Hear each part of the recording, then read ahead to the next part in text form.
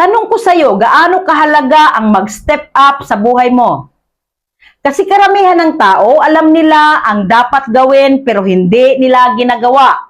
Alam nilang kailangan nilang magbago, pero nananatili sila sa kung saan sila komportable. Pero ito ang totoo, walang nagbabago kung walang step up. Hindi ka aangat kung pareho lang ang ginagawa mo araw-araw.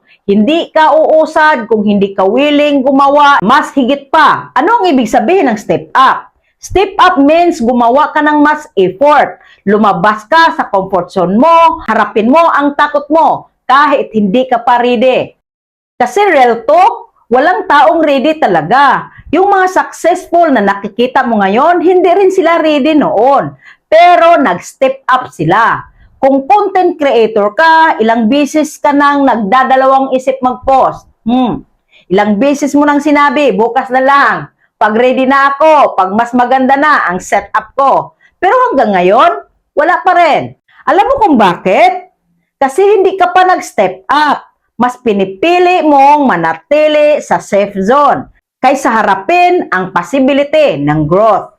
Pero tandaan mo to, lahat ng gusto mong mangyari sa buhay mo, nasa labas ng comfort zone mo. Gusto mo ba ng more income? Kailangan mong mag-step up. Gusto mo bang makilala? Kailangan mong mag-step up. Gusto mo bang mag-grow? Kailangan mong mag-step up. Hindi sapat ang plano lang, hindi sapat ang panonood lang. Kailangan mong kumilos. At oo, mahirap, nakakatakot, nakaka-pressure, pero mas mahirap ang walang progress, walang pagbabago, parehong buhay pa rin after ilang taon. Kaya pipili ka, comfort ngayon o growth sa future.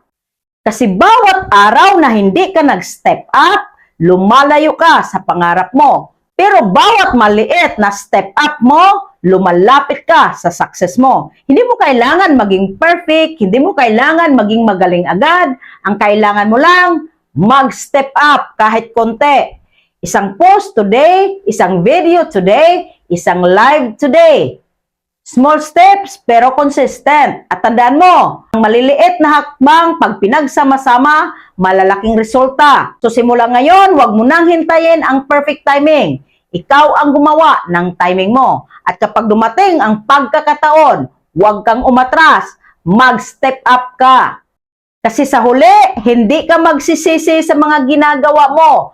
Ang pagsisihan mo, yung mga pagkakataong hindi mo sinubukan. So ano na? Ready ka na bang mag-step up? Kung oo, comment mo step up sa baba. At simulan mo na dahil walang mangyayari kung hindi ka kikilos. Agree ka ba? Comment ka, and like, follow, and share na rin for more tips. And see you in the comment section.